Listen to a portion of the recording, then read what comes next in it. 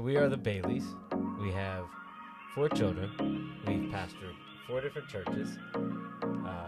In 10 years, that's all happened. We have, did I say we have 4 kids? We have 4 kids.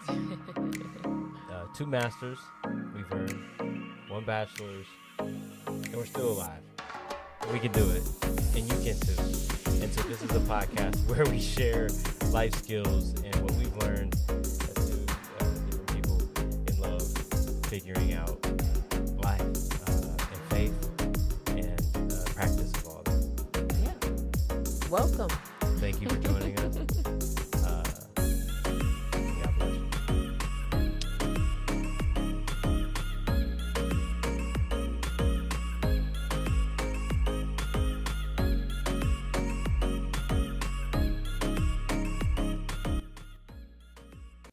Hello, good evening, good morning, good afternoon, wherever you're watching this from, whenever you're watching this. My name is Pastor Ian. This is my lovely bride. JaCynthia. I thought you were going to say evangelist or prophetess. Hey, all those things. All those things. Author. So much more better and beautiful than myself. And please. The very reason all of our children have a percentage of beauty. I wanted to talk to my bride tonight about a very important subject in marriage. So this is a marriage podcast, and I think it's very necessary. A real component of success in marriage is honesty. When I say that to you, what do you first think about? Yeah. Honesty is uncomfortable. Mm. That's the first thing I think about. Why? I think that, we've been married for 10 years, and I feel like we are just getting to the place where we feel comfortable with being honest with ourselves. We've been married 10 years, y'all. And I think as we walk that path to, in general in life, like when you come to the point where you're actually honest with yourself, and then you can step into a place where you need to be honest with your spouse, truth hurts. Now, say more about that, because as you just mentioned, being honest with yourself as the first step to being honest with your spouse, right? You'll see that trend. You can't get somewhere that you haven't been individually already, or maybe you could be really lucky enough to be paired with someone who can help you get to that next step. To be honest with yourself, so that you can be honest with your spouse. Hint, that's why I'm married to a clinical therapist. I think, and pastor and beautiful woman. Did I say how beautiful you were? Thank you. Okay, I'm gonna stop laying it on there. But why? Let me ask you this: why? Just based on something you said, why is it hard for us to be honest with ourselves? Honestly, I feel like I'm just going to use myself for an example. Growing up, moving into our adulthood and kind of taking responsibility for ourselves, I don't think that that's really something that the average American household. I'm gonna go racial for a moment. I thought you were going there. I'm just gonna say, Your cousins play. The average American household, and especially in an African American household, sometimes we don't really teach taking responsibility for yourself. It's just like a conversation that I don't ever remember having. But what's that comment? What's that saying that they really refute in your cousin's play? Like, what happens in this household stays in this household, or something? Oh yeah, that's a lot of that in culture in general. And because we're not going to be honest with our relationships in the household, and then even outside of the household.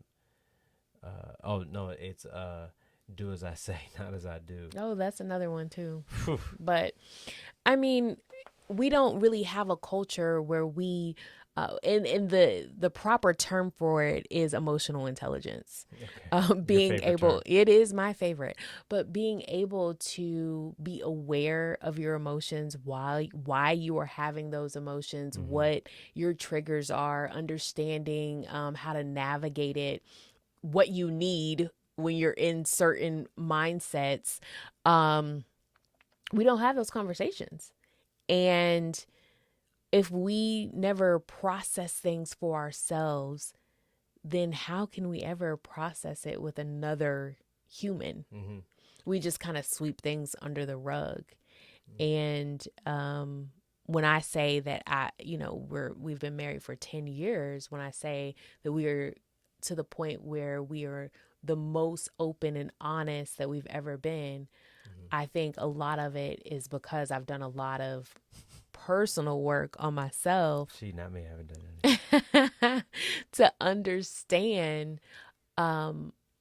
where my feelings come from, why I might feel a certain way, digging to the root of those things, kind of tracing back to my childhood, why I make the decisions that I make, why certain things make me upset or ruffle my feathers.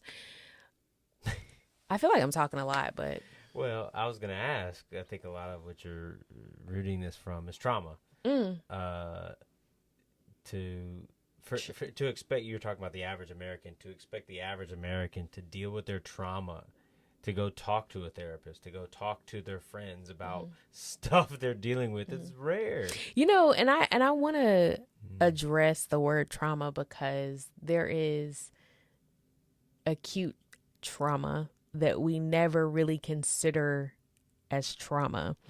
And one of the things that I never considered as trauma was that my grandmother was like a penny pincher.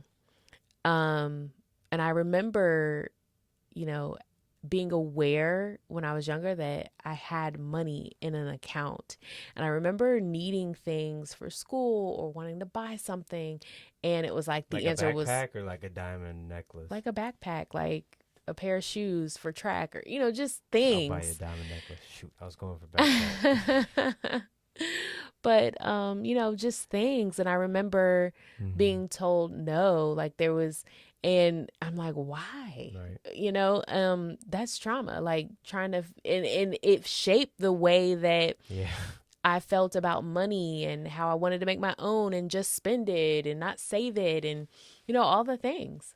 I will say this. I know, you lost your mom at a young age.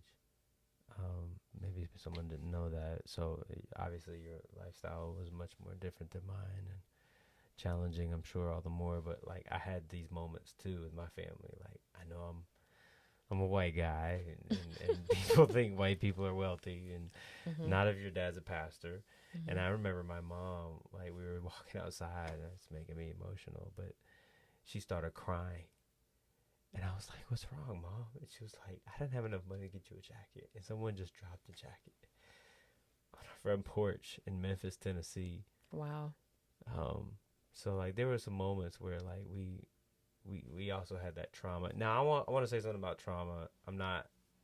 I've been trained a little bit in counseling from the ministry route, but I feel like trauma isn't about like, World War II or Vietnam.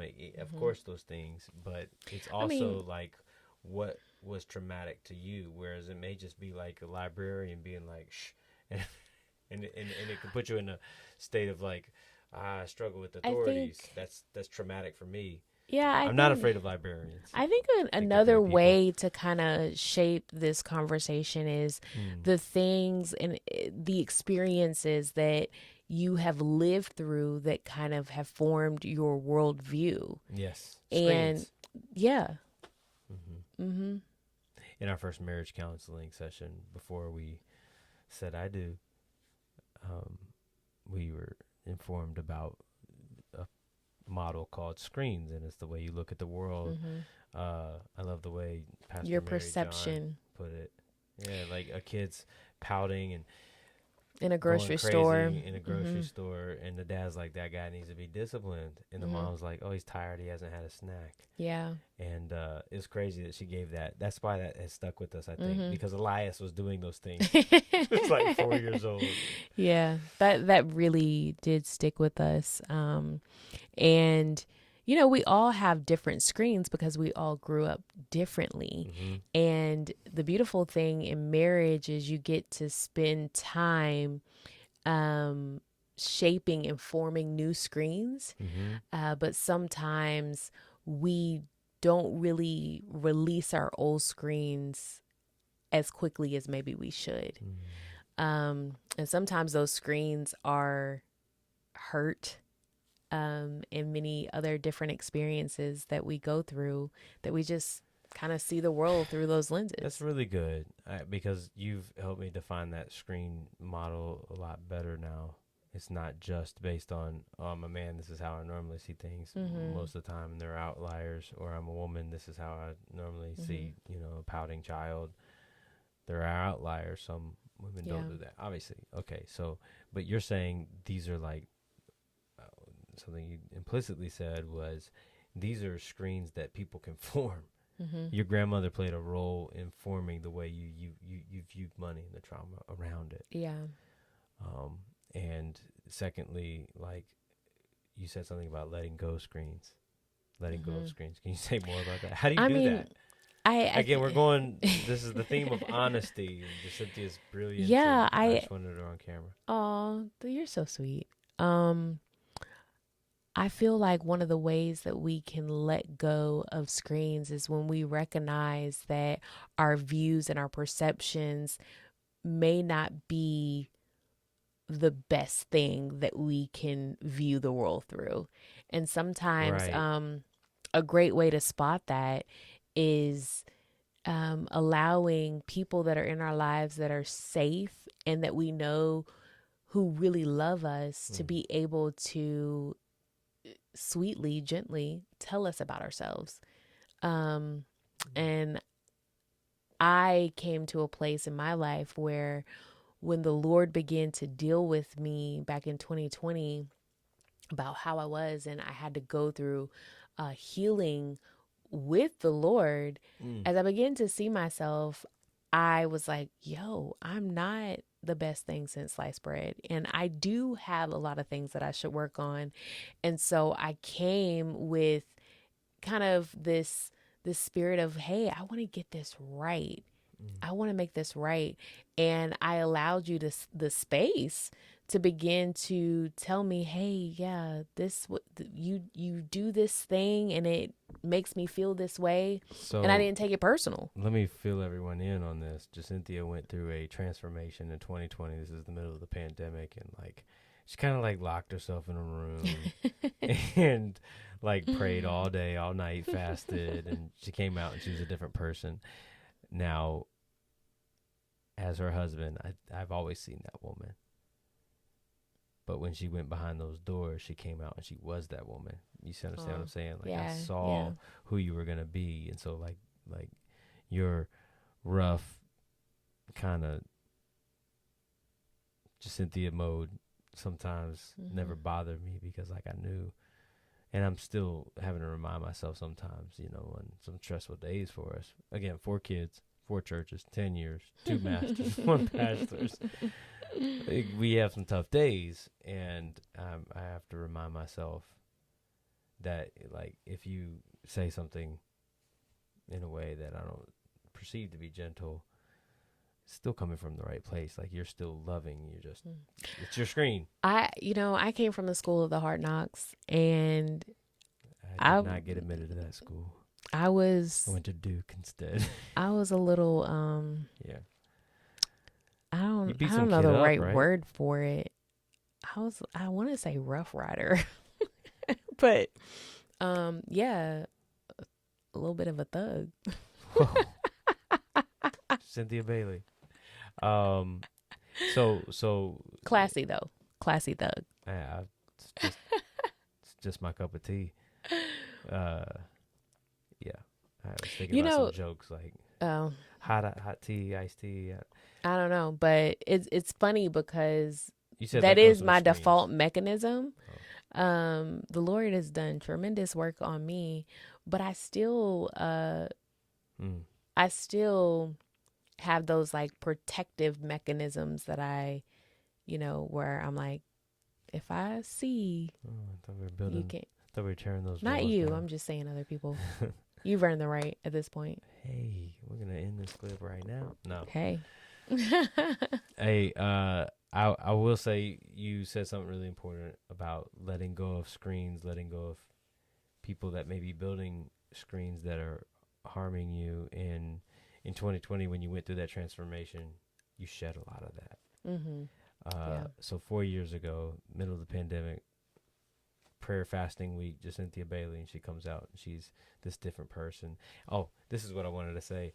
I remember this very vividly because she was describing this moment, and I'm like, there's something she would always say, and I'll be like, honey, I don't like it when you talk to me that way.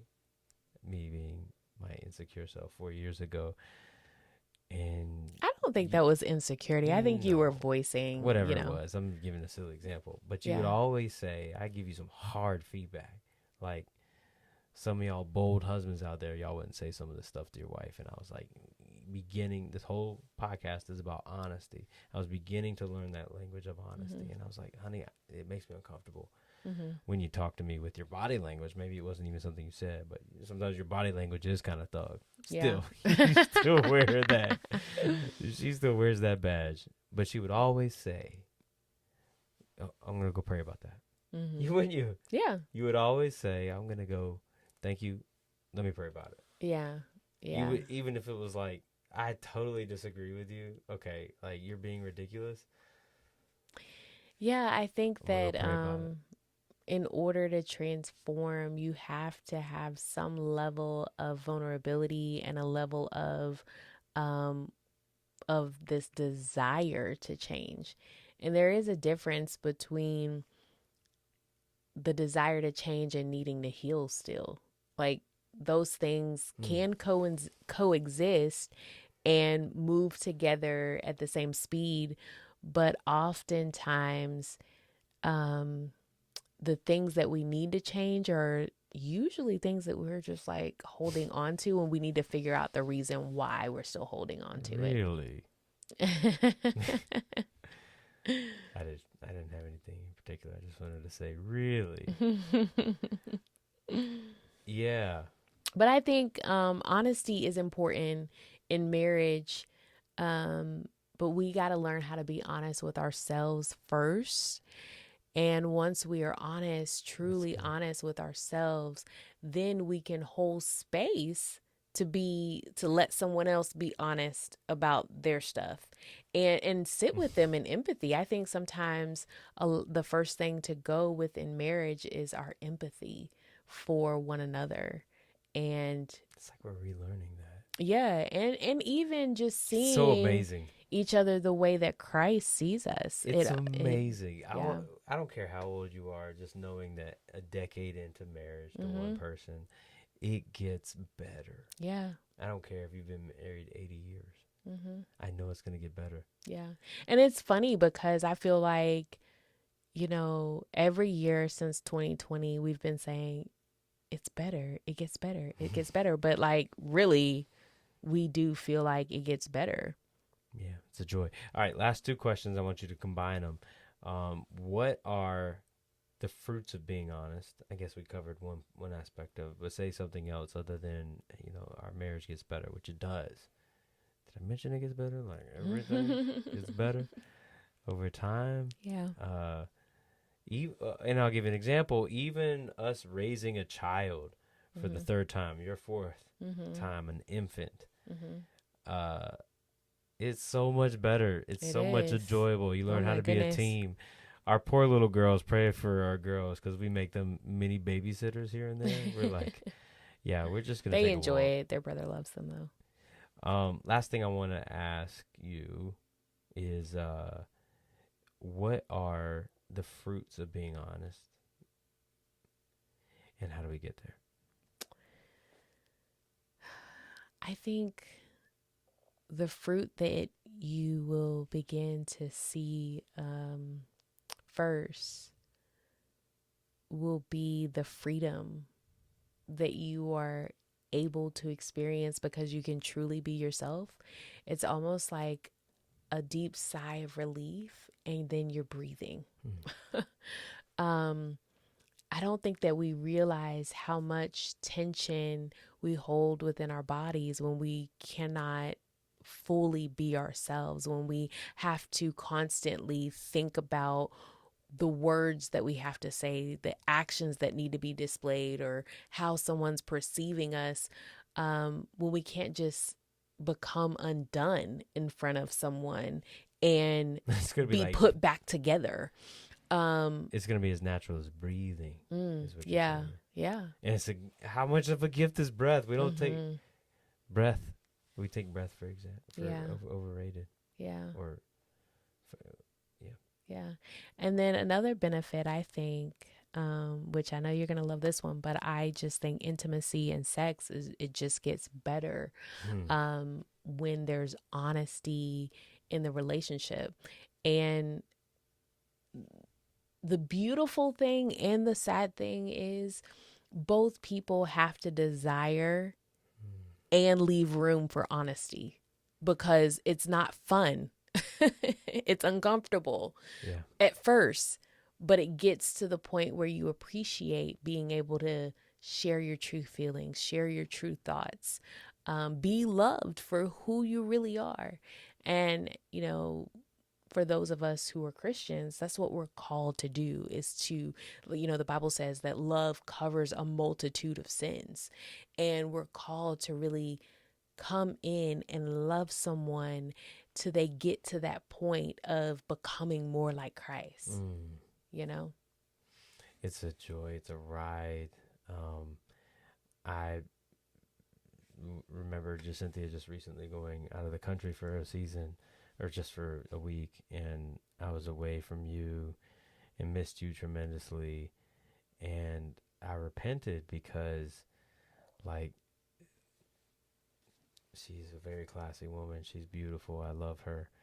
But sometimes, like, she's just a little does those annoying roommate things. Like, she leaves towels on the ground, or maybe she'll like dry off and put her towel in my sink, which I never make an excuse about or get upset about, because that means she's somewhere naked, and I'm looking for it.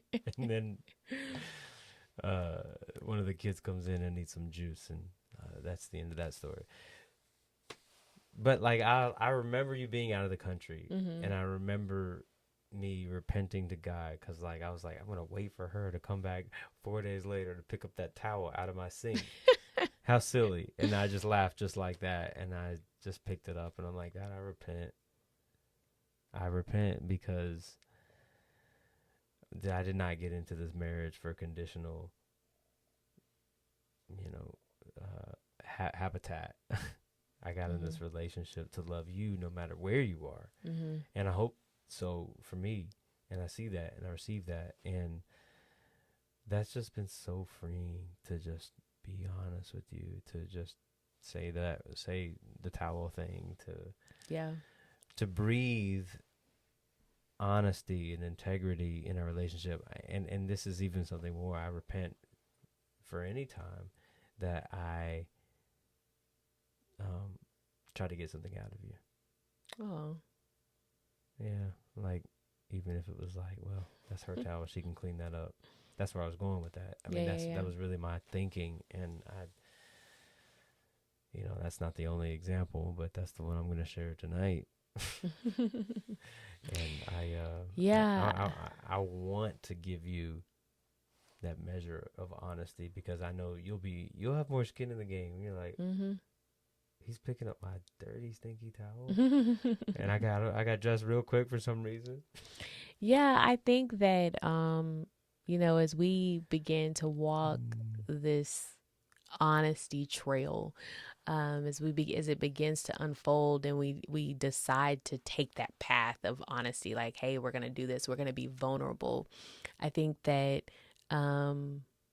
the most important thing, once you decide in your mind that that's what you want to do, is there's no longer you have to put down like defending yourself and wanting, like, because as you were saying the towel thing, I'm like, do I really do that? Like, how many times have I left my towel on the floor? Like, and how many times, but and even like keeping the score or whatever, it's like, that's not what it's about. Not marriage. Yeah, it's not what it's about. And it's hard to break away from those moles. And that's how you end up walking on eggshells. And I just thought this as well. When you are honest in your marriage, the other person is no longer a sidekick. Does that make sense? Yeah, I think so. I think so too. Maybe not, but maybe someone can put in the comment section my interpretation. Yeah. Yeah. I mean, who wants to be a sidekick? Mm-hmm. We want to be equal. We want to be partners. We want to be, not, or maybe a kickstand, like for a bike to lean on. Yeah. Your wife, your husband is not just someone to lean on, but like you want them to lean on you. That's what I mean. Yeah. It's training wheels. Mm-hmm. Okay. This has been good. This has been really good. Take the journey of being honest with yourself and with your spouse. Take the journey of being honest. God bless you. We love you. And these are just some of our thoughts.